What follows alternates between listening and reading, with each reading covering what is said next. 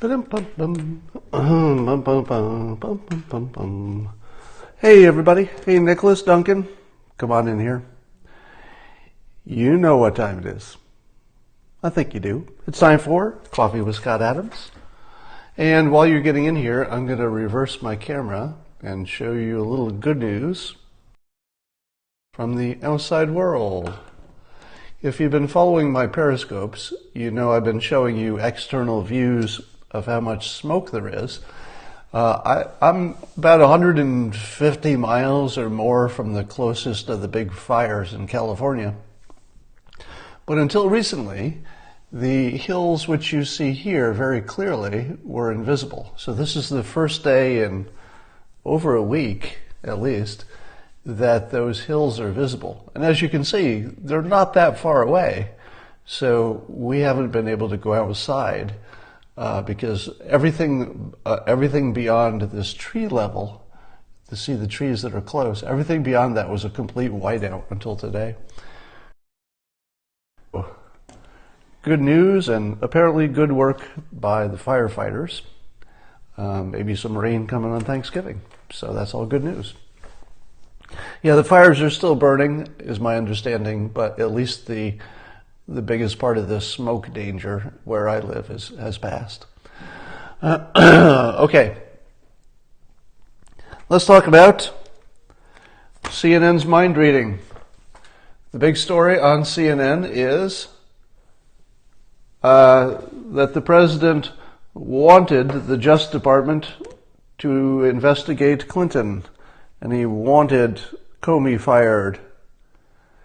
Now, whenever you see a story about anonymous sources telling you what the president was thinking, how much credibility should you put in?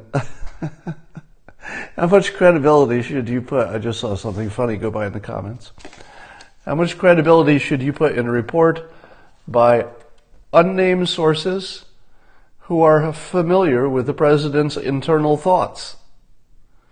How about none? If you've never been interviewed or the subject of the news, it's easy to look at a story like that and say, well, yeah, people who know him say that he wanted to do X. Now, it's entirely possible that that's exactly what he was thinking and exactly what he wanted. But let me tell you how easily this could be misreported. So suppose the president is talking about all the things going on, all the attacks against him, and suppose he says to his aides, well, maybe we should just, indict Hillary and indict Comey. If they're going to play this way, maybe we should play this too. What do you think? And then his aides say, no, Mr. President, that's a bad idea.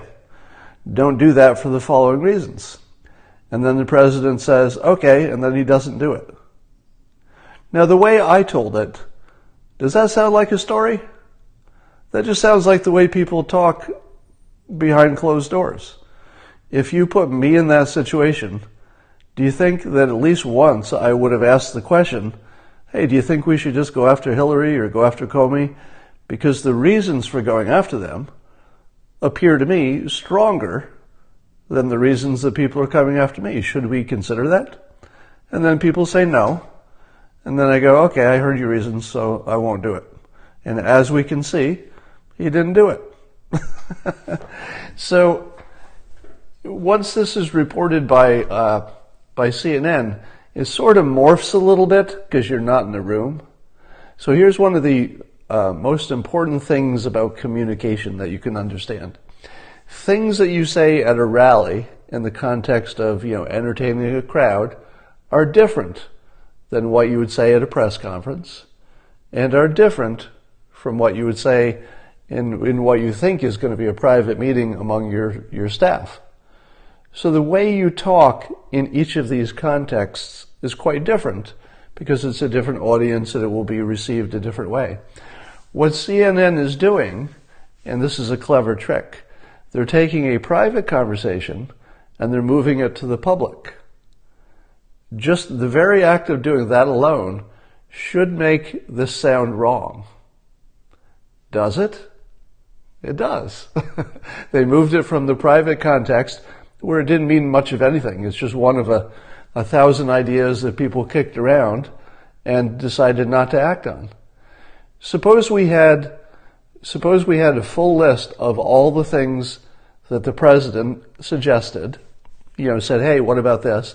And all the things that his aides had suggested and then decided not to do. Don't you think that's a big list? All the things they kicked around and then they said, okay, there's a good reason we can't do that, and so we won't do it. So what CNN has done is a little sleight of hand that you don't recognize if you're not doing communication for a living. They took a private conversation, they moved it to another domain, acting like it's as if it were public, and then it's all wrong. That's easy to do if you are moving the context from one to another. Another thing, here's an opinion piece, I haven't read it yet, but let me click on it, called Our Fragile President by one of the president's usual critics. So now somebody is reading the president's mind, and they've decided that instead of him being a counterpuncher and a tough guy, that he's mentally fragile. How exactly do you know that? Because all of the evidence is that he has the toughest mentality I've ever seen. Take, for example, the Saudi situation. Do you think the president was unaware? Do you think the president was unaware that there would be enormous pushback about the morality of going soft on Saudi Arabia? Of course he knew that. He did it anyway. So why did the president choose what anyone, any normal person would have known? So I'm not reading his mind. I'm just saying something that anybody would have known. Anybody would have known that his pushback for the Saudi Arabia statement would be huge. But he did it anyway, right? Is that what you do if you're trying to, if you're fragile? Do fragile people intentionally take in public the hardest choice that will be criticized the most? They kind of don't. That would be an irrational thing to do if you were fragile and you were just looking out for yourself. The easiest thing that the president could have done is just agree with every other frickin' person in the world. That's what a fragile person does. Well, I'll just go along with the crowd. What the president did was decided that he could take the heat. So the president is like Jesus, dying for our sins. Worst analogy ever. I'm not trying to persuade you here. I'm trying to make a point. The president is saying fairly directly, I realize how bad this looks. I'm going to take it all personally. So that you, the country, you, the rest of the country, can retain your moral standing. Think about it. The president has allowed everyone else in the country to maintain their moral standing by criticizing him. And they maintain their moral standing. He doesn't. He gives up everything for the country. So he's the immoral one, but he's also making the adult leadership decision that how do we get to a place where the citizens of the country can keep their moral standard as they are? Because the citizens are hopping mad, right? The citizens are saying, no, we're moral people. We cannot condone this. And they're saying it loudly, publicly. They're saying it in every publication, but both the left and the right. It's the most unifying thing I've seen lately, which is the entire country saying, no, we are moral people. We are above this. The president has created a solution where he alone will die for this decision. Now, it's sort of hopefully a temporary political death, meaning that he's taking all the heat. The Jesus analogy is not meant to persuade. I'm just making an example of somebody who sacrifices. So one of the tests of whether your analogy is useless or useful, it's useful to describe a new concept, And if you could describe that same concept without the analogy, as I just did, it's a person taking a sacrifice for the greater good, then the analogy is just a shortcut. If I was doing it because I wanted you to think Trump was Jesus, that's probably not my best play. All right, so while everybody gets to exercise their moral indignation, and by the way, I haven't done this yet, so I would like to join in with the rest of the country and say, my God, I don't want to be associated with the murder of a journalist. That's the worst moral thing I've seen in 10 minutes. It's a pretty immoral world, so there are lots of examples. So I would like to join with everyone in the United States except our president. Everyone. I'm going to join with everyone in the United States except the president. I am going to oppose him with my strongest moral fiber. And I really do. I'm not even kidding about that. From a moral perspective, being nice to somebody who just bonesawed his critic, there's no way you can defend that. It's indefensible on a moral level. On a practical level, on a self-interest level, on a strategic level, it's really easy to defend. On those levels, it's really easy to defend. But only one person is going to take that heat. And luckily, it's not you and it's not me. It's just the president. He has decided to take the adult decision. Now, I have referred to his critics on this as taking the child position. The child position is, look at all these complicated variables. There's only one that matters. That's what children do. They look at a complicated situation and say, I want candy. But it's dinner time. It's bad for you. It's bad for your health. It's bad in the long run. I want candy. That's the child's view. So the child's view on Saudi Arabia is, we can't work with the Saudis. They killed the guy. That's immoral. We can't be on that side. I want candy. They're leaving out all of the other complexities of the Middle East. It's not adult thinking. But luckily, there is exactly one adult. And as luck would have it, he's in charge. So you got that going for you. I would also suggest that those who are saying that the United States is what it is, the most powerful nation, because of our moral fiber, may not have a good understanding of history. I would go so far as to say that the reason the United States is as powerful and as strong as it is might be closer to, the immoral things we've done. Take, for example, the United States, stolen from the Native Americans, who we murdered and gave diseases to and everything else. Not we, I wasn't there. But the United States is not exactly built on a moral base. But in its defense, the Christian ethic is a strong unifying thing for individuals and for business. Christianity is really good for business because, if two serious Christians get in the room to negotiate, they have a far higher feeling that the other one will do the right thing. So there's nothing better you can do for an economy than dump a bunch of Christians in one place and say, all right, all you Christians, figure out how to make some money. Christians are really good at that. And one of the superpowers is that because they share a belief that God is watching them, they're a little more likely, maybe a lot more likely, to not cheat, even if maybe they could. So Christianity is super useful for capitalism. Those two things just fit together really well. But I think it's a mistake to say that the United States got so strong because of our strong moral fiber.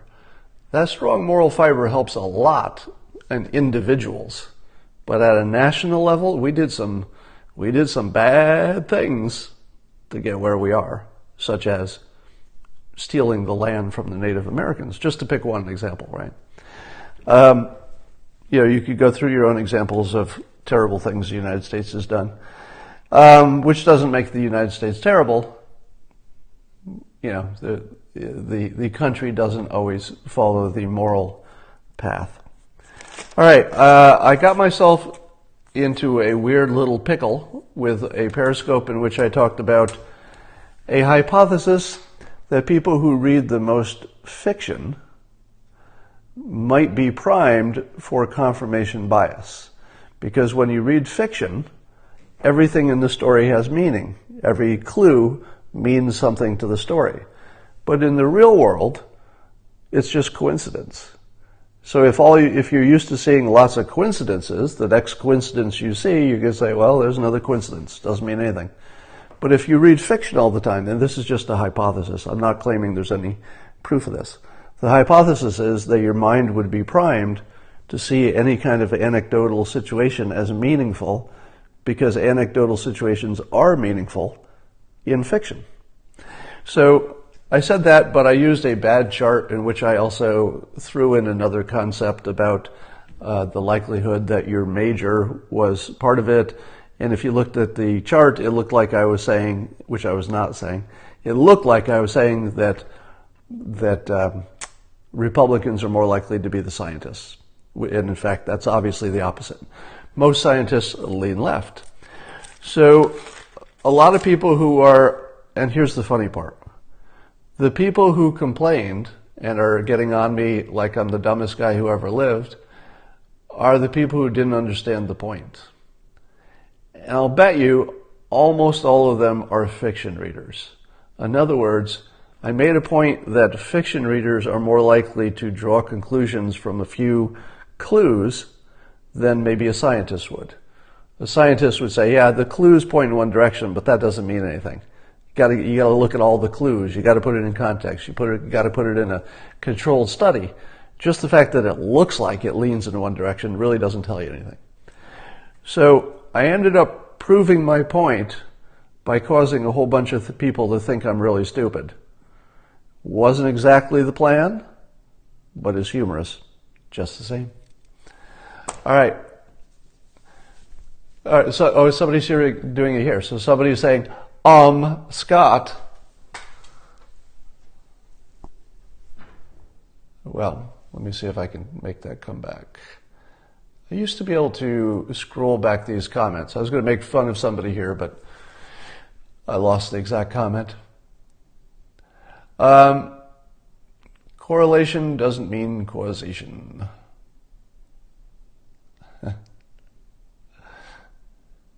So,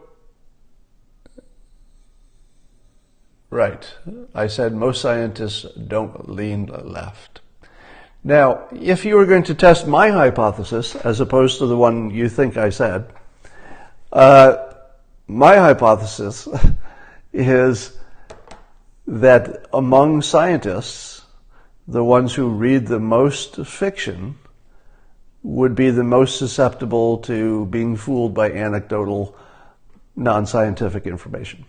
So you'd have to look at that class and say, all right, within scientists, some of them read a lot of fiction, some don't. Is there any difference? And my hypothesis is that there would be.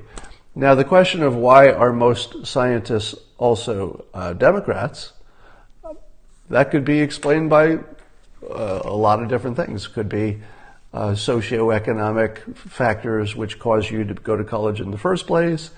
It could be that most professors are in an environment where all the other professors tend to be liberal, so that over time even the scientists become liberal, at least the professors do.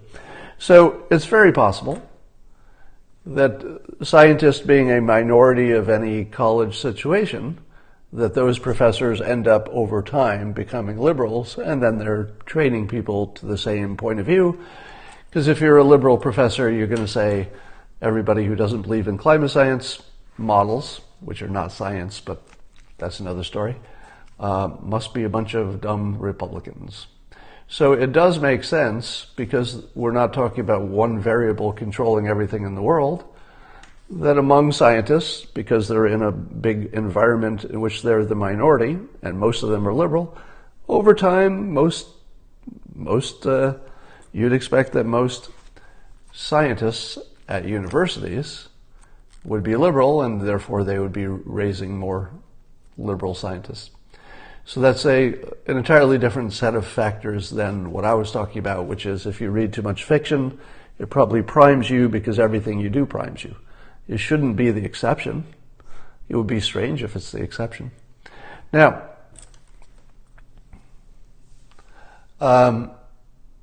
fiction reading scientists think outside the box better too. That might be true. I would not doubt that a bit.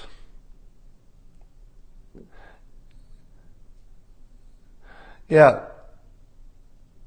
And by the way, if you ever meet a Republican or a conservative scientist, they will tell you that they keep their head down. I think they will tell you that they don't talk about their views too much in public. I have had that experience of talking to a conservative scientist, and it was fascinating to hear his opinion. Somebody says, that's me, I don't talk about it.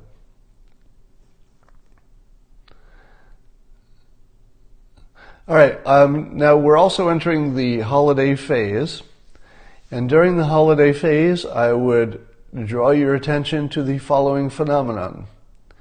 Have you noticed that the news, and it doesn't matter which side of the news you're talking about, the news tends to have a certain, let's say, temperature, which is, things are going wrong, there's problems.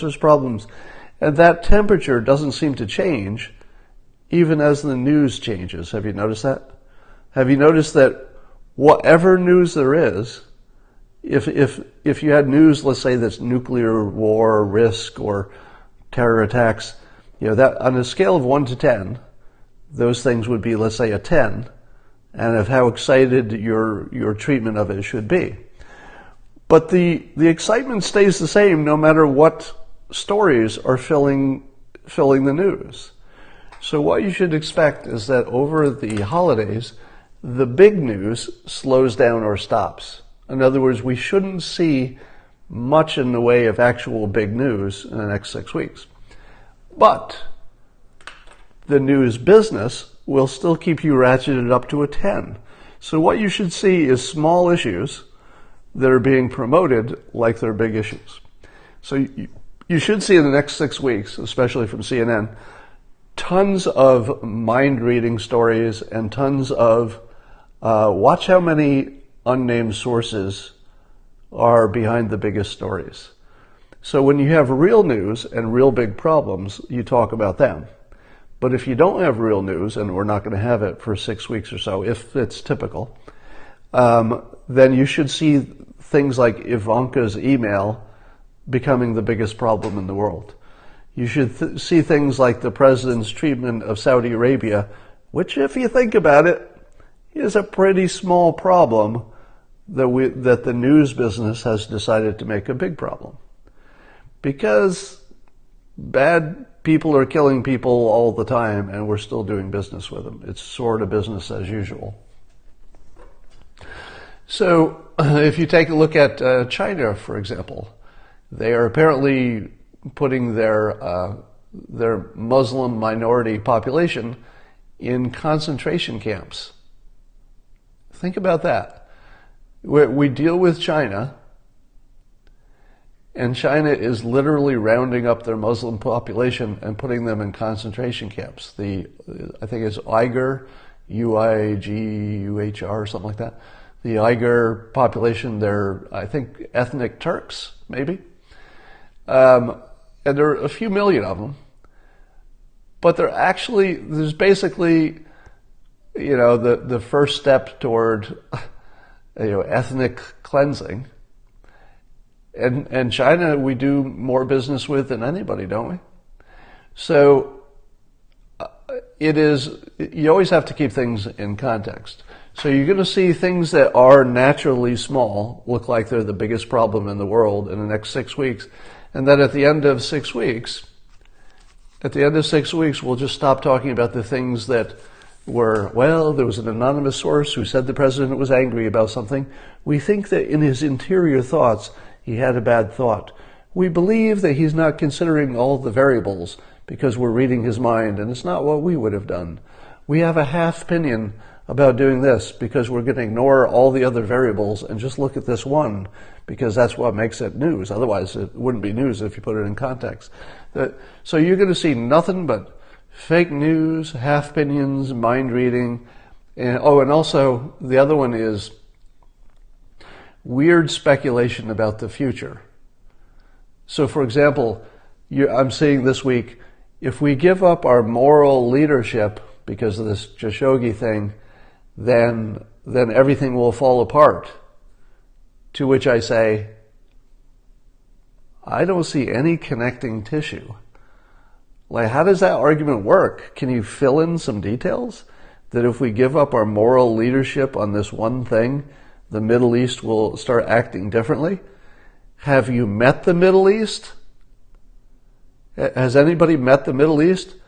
I'll tell you one thing they don't care about. One person getting killed. If there's anything they care less about in the Middle East is one person got killed. Because if they were caring about that, they wouldn't have time to do anything else. Because you know how often one person gets killed for some evil political or religious reason in the Middle East? It's, if you could hear the ticker, it would be like click, click, click, click, click. That's all the people getting killed for terrible reasons in the Middle East right now. Click, click, click, click, click, click, click. Khashoggi was just one who got a lot of attention. So, which is not to minimize the brutality and horror of it. I'm just saying that got to see these things in context. Yeah, as somebody noted here, I have a very tough holiday season coming up. If you've never had a family member die before the holidays, I don't recommend it. Because the next 6 weeks is going to be tough for me, but I'll get through it. Read Gordon Chang on China. Yeah, Gordon Chang's my favorite go-to guy for that region. Well, thank you, everybody. You're all so nice. But fentanyl China will be sorry. And the KH in Khashoggi is pronounced like a rasping cough. That sounds about right. All right, well, I appreciate all your good thoughts. They do mean a lot to me. And I think I'm done for today. Somebody keeps saying in the comments, so I'll mention it. That somebody's trying to come up with a nickname for Kamala Harris, and somebody is suggesting Koala Kamala, like a koala bear. I think that's funny because a koala bear, they're sort of famous for being the most useless animal.